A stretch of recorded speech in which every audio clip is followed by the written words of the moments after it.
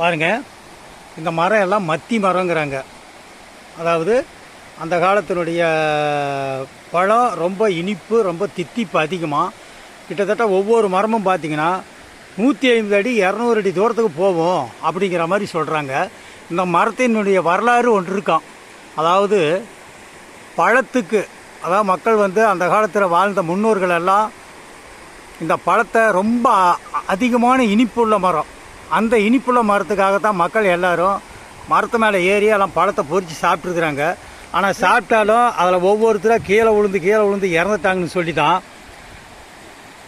பார்வதியும் பரமசிவனும் மரத்துக்கடியில் உட்காந்து பார்த்துட்டு இருந்து. ஏன்னா இவங்க சாமிங்கிறது அவங்களுக்கு தெரியாது, மக்களுக்கு யாருக்கும் தெரியாது.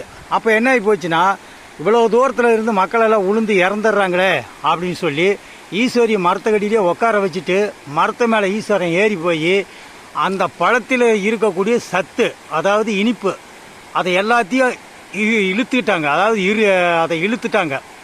அப்போ மீதி வெறும் செக்கை மட்டும்தான் இருந்துருக்குது. இப்போ இருக்கிறது அந்த செக்கத்தாங்க. ஆனால் பழம் பார்த்திங்கன்னா நல்ல இனிப்பு, அதிகமான இனிப்பாக இருக்கிறதா சொல்கிறாங்க. முன்னோர்கள்லாம் சாப்பிட்ருக்குறாங்க. முன்னோர்கள் சொன்னதாக சொல்லி நமக்கு இங்கே சொல்கிறாங்க. அதாவது இந்த மரத்தோட பேர்